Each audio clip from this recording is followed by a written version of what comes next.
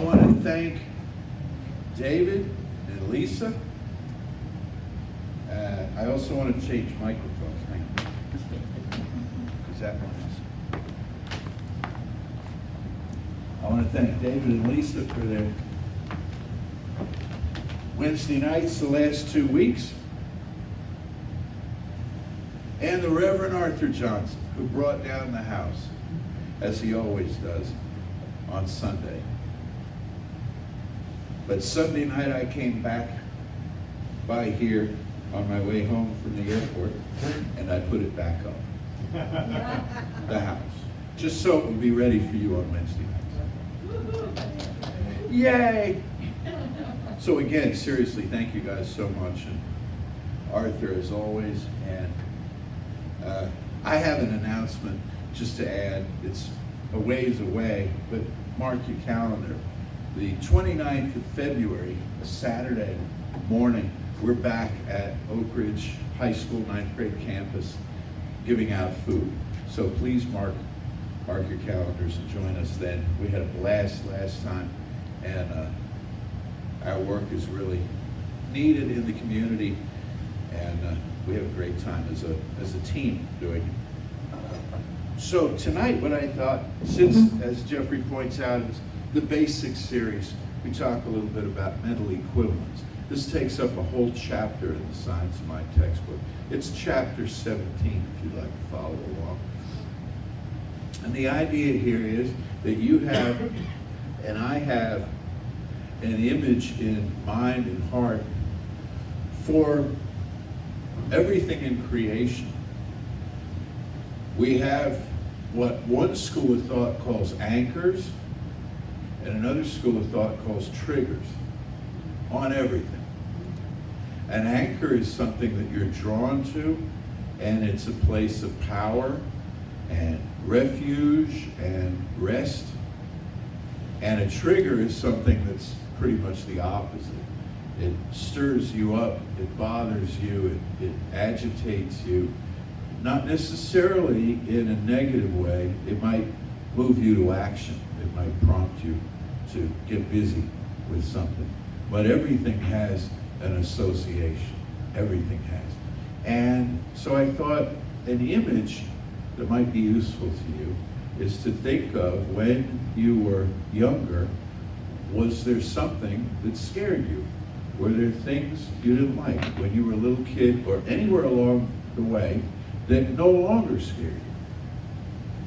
Things in nature, thunder, lightning, right? Certain kinds of food. Cauliflower scared me. I didn't like cauliflower. I remember distinctly one day they put down in front of me a plate with some cauliflower on it, and I went, what on earth is that? And they said, and I didn't like, I wouldn't touch it. And my family, like most families, they're like, we'll just eat a little. And I'm like, I'm not touching that with a 10-foot pole. But you just, now I can't tell you that today I'm like this connoisseur of cauliflower. But it's no longer a thing. You eat it, you don't eat it. You know, it's just, I don't know what it reminded me of, but there was something about it. It looked like brains or something. And I didn't even know what they looked like, except I'd seen pictures in school. It just sort of terrified me. Snakes, insects, various things, they scare us, and part of that is because we have an interior warning system that tells us about the presence of toxins and things. But some of our fears are entirely irrational. And we outgrow them. And then there are other things that we take delight in until we don't. And I used the example, because I ran this thought by the Emma class that met this afternoon, just to see if they thought I was on the right track for tonight's talk, or I'd have had to rewrite this on the fly, you know. And they said they thought I was. So I used the example with them, or with Peggy and John, who were the first two there. I said, it's like, have you ever played jacks when you were a kid, and you sit on the floor, and you play or any kind of game down there on the floor with little stuff, with dice or tiddlywinks. That's another one. We flip the thing in the cup, right? There was probably a time in your life when you were really into that. Might have been a short period of time, but you couldn't wait to play and have your friends over to play. And then one day, it didn't interest you anymore. And years later, the thought of doing that is, it's light years from where you are now. And I think to myself, I'm not sure I could get down on the floor and play tiddlywinks or get back up, But in any event, it's just, you moved on. You used to watch cartoons. I was one of those kids that would wake everybody up at 5. The one day they had off at 5 o'clock in the morning on a Saturday because I wanted somebody to feed me while I watched cartoons. This is how I learned how to make breakfast. You want to eat, you make it your own self, Well, you sit through cartoons now and they don't have the same thing, right? We grow.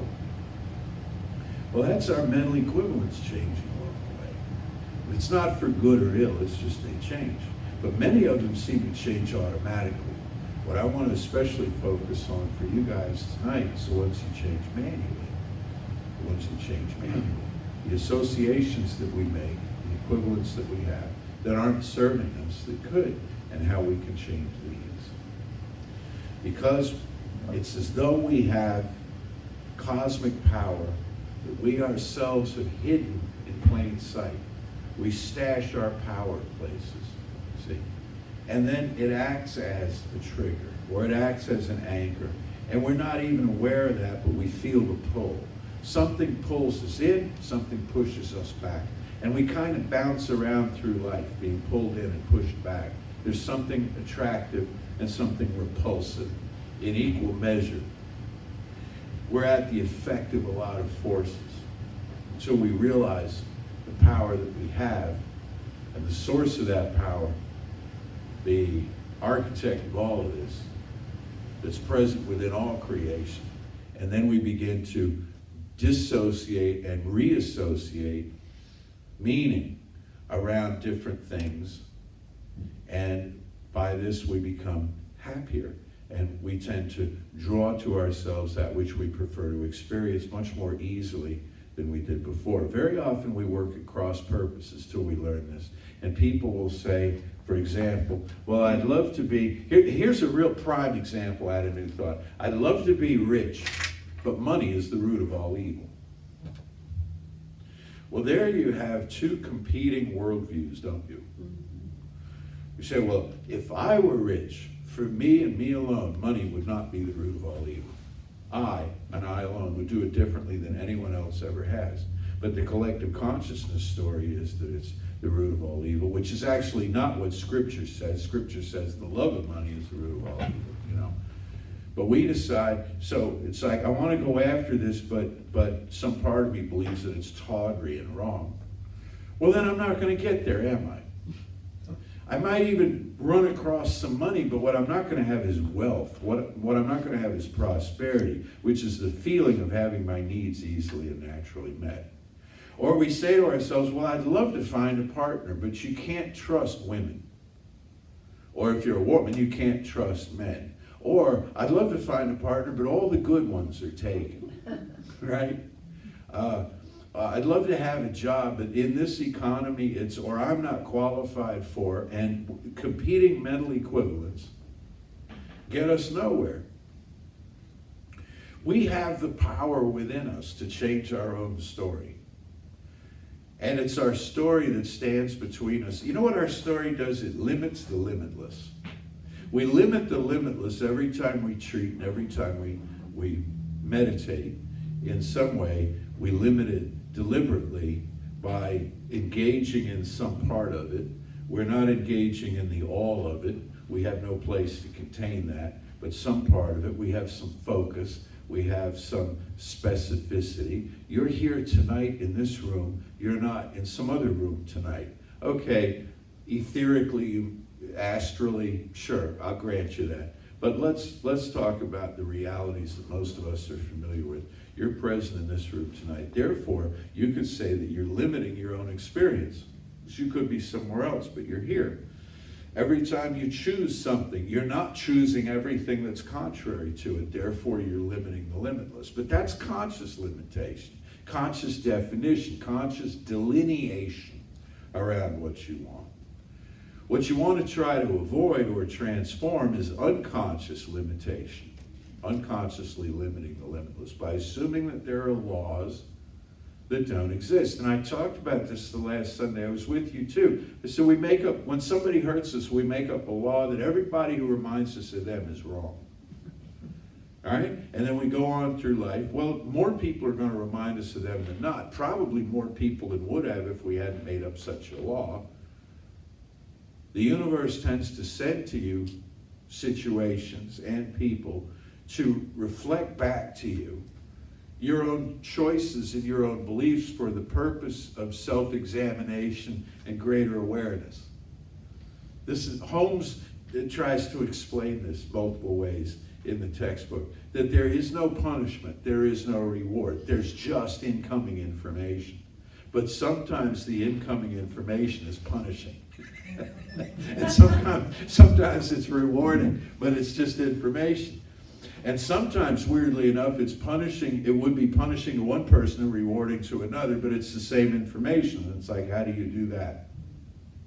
Well, an example of that is, I remember there, with Heartfelt Living starting, I remember there was a person in one of our Heartfelt Living classes. I have shared this story with you before too, but it's a good story. And she shared with us, she said, this is years ago, you don't know her and all, but she said this whole idea that you can do it all.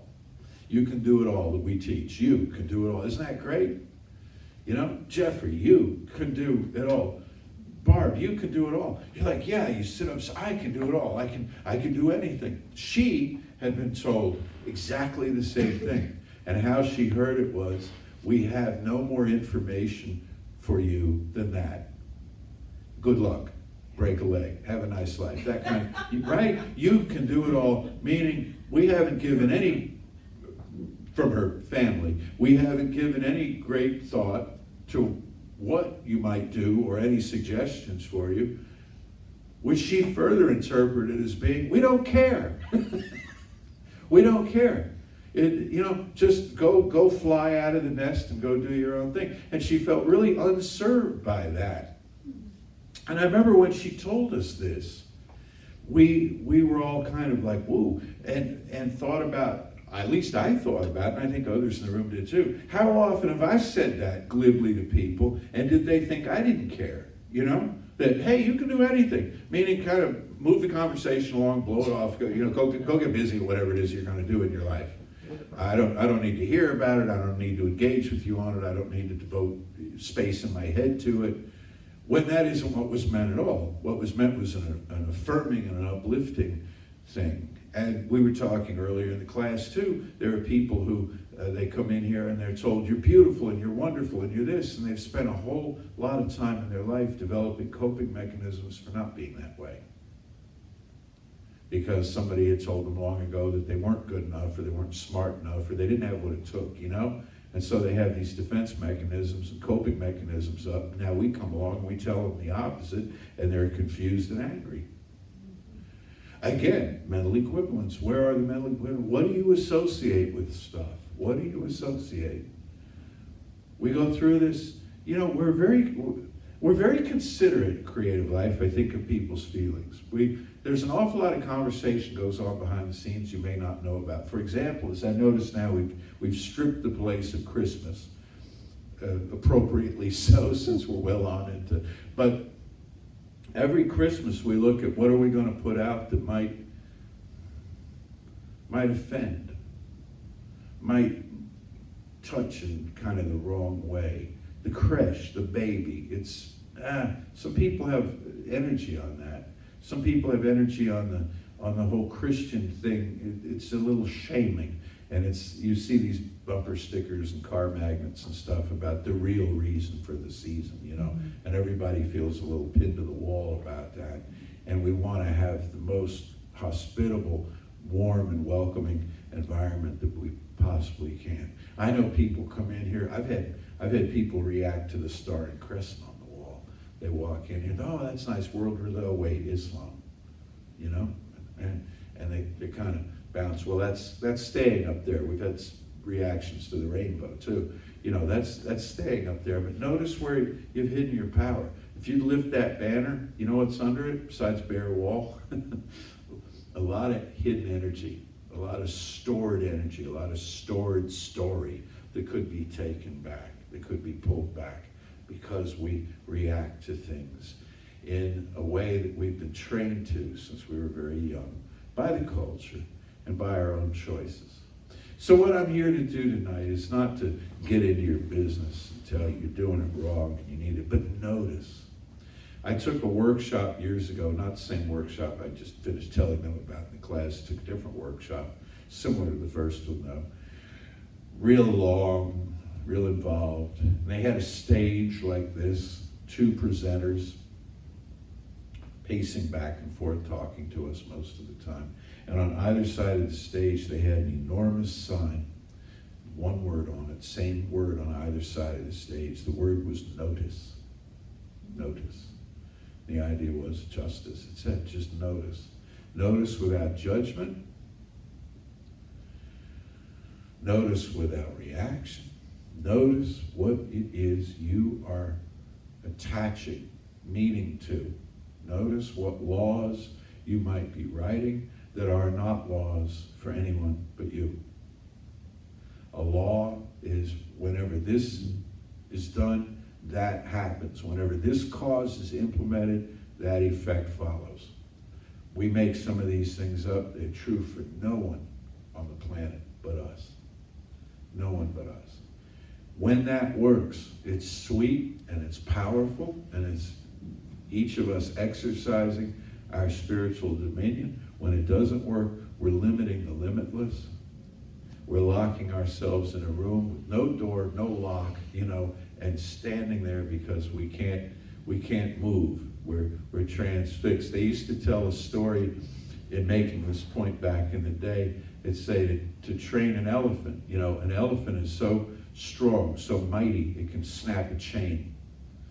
But you condition an elephant. You take a baby elephant, you tie it with basically like clothesline to a stake or something that will twine or rope of some kind that will hold it, you know, and it walks around and stuff. And then later as it grows, all you got to do is put that same rope around its foot and it won't move. It won't think it can, see? It won't think it can because it's been trained to not to. So we've trained ourselves in some ways that we traverse around in a circle around a thing. We can't go any further because, well, we just never have, you know, and we don't know what's out there. But we could. But we could. We could rise up, as Emma Hopkins says, we could rise up and do mighty things. We could rise up and heal. We could rise up and transform. So just notice in your life the laws that you're writing about how things are. About what, especially, you're not so much about other people, that's there too. Notice what you think about other people, but especially about you. Because the layers of belief, as we get into in heartfelt living, run through our estimation of others in the world, but they always end at the self. It always comes down to the self. So if I say that you can't trust other people, as an intermediate sort of belief, what I'm really describing is the deeper belief that says, I am not safe. It's not about other people, it's about me. I am not safe. So what am I? What am I? What do you want to be? What are the powers that you most wish to court in your life? And be as specific as you possibly can. We don't want to be specific about forms. We do want to be specific about feelings.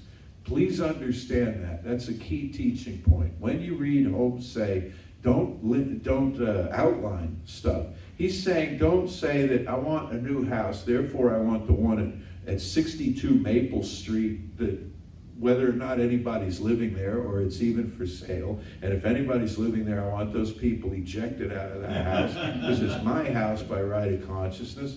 and I want to be third vice president of the Acme Corporation, and blah, blah, blah. You get the point. It's not about that form of limit, or worst of all, I want that person. I want that person as my life partner. And someday they'll come to love me. someday they'll want, that's hostage taking. That's not relationships, right? So when it comes to forms and conditions that obviously other people looked at as a form or condition in this example, that's where you don't want to be specific. You want to say this or something better. This person, this outcome, this, I think I know the job I want, I think I know the house I want, I even think I know the mate I want, but this or something better is coming to me now. That's where you want to be, trusting in kind of the process, not fate exactly, but the process unfolding. But where you want to be very specific, I mean really detailed, is when it comes to your own feelings, how you wish to feel, because only you know. And it's a very nuanced and personal thing. In fact, it's so nuanced that you are the only person on the planet capable of feeling exactly as you do, which is a good argument for why you're here. Because you're putting it together the way no one else ever has, and hence, you're needed. You're needed. I was telling this group I was talking to over the weekend, I said in world history, in religious history, there was a time metaphysically where the emphasis was on the building of the temple, meaning the community. And each character was a pillar in the temple. And they started out as trees, which is that axis mundi thing that you've heard me speak of. Well, in time, it morphed, it evolved as ideas do, to where now each individual is the temple. Each individual is a whole. Yes, we are in community together. The community is like a village full of temples, I guess, but we contain within us all of these different characteristics which support the temple that we are. Principal among them are feelings. Thoughts come and go, but feelings tend to linger. So the unique combination of feelings in your life. How would you feel if you were really supported and loved in this life? How would you feel? Funded, fully funded. Not a great word, funded. Well, we talk about prosperity and stuff. Let's just talk about funding, get right down to it. Meaning money, supply. There are people who want money for their own enjoyment and entertainment, which is fine. And there are people who want money so they can fund global initiatives, which is fine. How would you feel? How would you feel if your dreams were funded, if you could do anything? How would you feel, this is in no particular order, how would you feel if your body were youthful and pliable, healthy, strong? Healthy is a vague word, so let's get more specific about it. Strong, vigorous, vital, capable. You don't have to be Charles Atlas, you don't have to do this. But if you're going to pick something up and carry it across the room, you want to be able to do that and not lose your breath and not have to sit down and not cramp up and all, right? So how would that be? A couple of mentions were made of physical challenges creative life people are having. I heard something about an ankle, okay? All right, so what is the positive opposite of an unworkable or hurting ankle? How does that feel? Well, okay, see, a lot of times we don't know. So we only notice it when the thing hurts. How does your head feel when you don't have a headache? Well, it's just there, I kind of don't notice, right? You have a headache, then it goes away. When did it go away? At what precise instant did it go away? I have no idea. It's just I noticed that it's gone. See, we take stuff for granted. You know why? The body's meant to be taken for granted because it's not our true home. It's a vehicle. I don't mean abused. I mean it's meant to be taken for granted. Okay? I mean you can limit the limitless physically too, but It's meant to be trusted. That's another form of taken for granted. And when I was told by my family that I could do anything, I heard I was trusted. When this other person heard that she could do anything at all, she heard she was unloved. You see how this works? And did they mean it that way? I can't say one way or the other, but I want to assume they did. I want to assume they meant it the same way my people did, where it was a really positive thing. So we notice pain more than pleasure, because pleasure we may or may not respond to, but pain we obey. Pain we obey. Pain we hop to it, when it's pain. You bet. Take a pill or go see the doctor or do something. Gotta get rid of this pain. We need to spend as much time thinking about what the pleasurable or non-painful experience would be. And go into that and be grateful for that. And that's with the body. And then with relationships. How do you choose to feel in a relationship? And I did a workshop, or led a workshop one time back in the day, where we had everybody. It's like, do you remember Lady and the Tramp? They're remaking the movie Lady and the Tramp. I don't know why, because it worked the first time for me. But anyway, the two dogs, right? There's the spaniel and the mutt. And the spaniel's all like this, and from the wealthy dog home, and the mutt is a street mutt kind of thing, and they fall in love. And so they're sitting in, okay, it's fantasy, right? They're sitting in an Italian restaurant, and there's a checkered tablecloth and the Chianti bottle with the candles stuck in it, and the Italian guy playing the violin, and they're eating a strand of spaghetti, and they realize they're on the same, do you remember this? They realize they're on the same strand of spaghetti, and they wind up snout to snout. So that's the image that I presented in this workshop. Isn't that a nice workshop? A nice image? Do you like that image?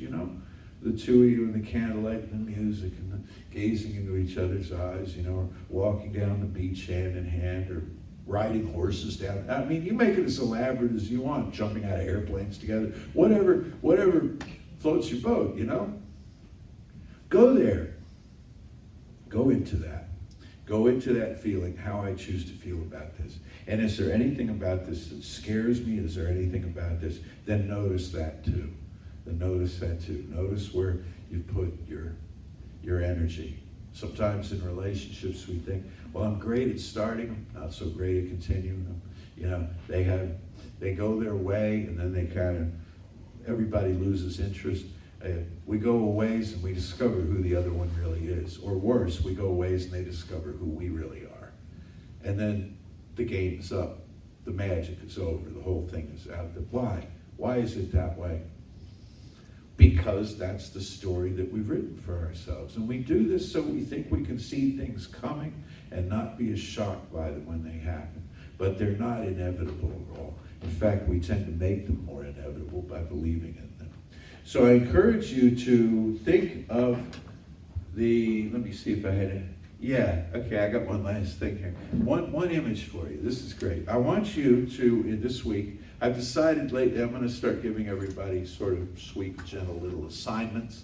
You don't have to do them. Nobody's checking your work. But they're not just pointless exercises either. I think they got something to them. So this one came to me when I saw a meme on BuzzFeed, which is my new textbook. Because there's some very cool stuff there. I didn't realize, I haven't owned a cat in a very long time, if one in fact ever does own a cat. I've not been possessed of a cat in some years.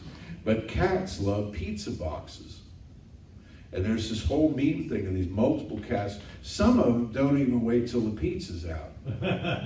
They'll lay right on top of the pizza if you don't. And they glare at and snap at their owners when it's garbage day and time for the pizza boxes to go out, because they're warm, I guess, and they smell like food, So I want you to consider, what is your metaphorical pizza box? What is the place that you want to just curl up on and kind of do this, root around, and you just feel so at home, and you feel so loved, and you feel so safe, and you feel so you, and you feel so you. Imagine what that is for you. Imagine what that is for you. Then as you dwell on that, and you notice that, watch it expand. That pizza box will grow into a thing of massive proportions. And the whole world ultimately will be like one big hammock. Isn't that great? One, just, there you go. You know, you are my beloved child, whom I am well pleased. And here you are under the hammock and the breezes and the palms, you know, and the ocean coming in and out. Isn't that nice? What a nice way to live. And then on Sunday, I'll tell you more about this now that we're living that way. Part of us is going to say, gosh, I feel so irresponsible. I'm not getting anything done. So we'll figure out how to get things done from the hammock or from the stack of pizza boxes that you're sleeping on, all right? Let's know together now, one life, one power, one beauty, one wisdom, one wonder.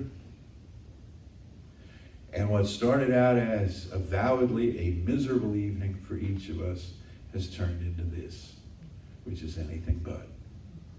Something sweet and kind and good, a way to take care of ourselves, a way to be together, a way to hear news of our loved ones who could use our thoughts and prayers that we so willingly give. And just like that, we realize the power that we have to change a situation, change a condition. We've done that here together tonight. Now we do it personally in our own lives as apparently separate beings until we are able to meet again. We look for the good and praise it. We notice where we've stored our power around the neighborhood in life, where we have allowed life to scare us, bully us, intimidate us, and where we have allowed it instead to thrill and delight and elevate us. And we decide where and how to move that power around, for it is our agency to do. We ask ourselves how we would have things be, since they can be any way at all, and how we feel about this, and how we feel about this, and how we feel about this. And our feelings speak. And what was vague becomes clear. And what was long ago operative becomes immediately accessible. And there's no story that we've told ourselves, no matter how often or how long ago, that is not subject to editing and transformation. Where this is a new day, as all days are, a new moment in time. And for this knowing, and the way that we use this going forward, and the way that we join arms together as we do, I am so deeply grateful. I release this word now into that one life that I know as my mother, Father, God, and I let it be so, and so it is. So it is.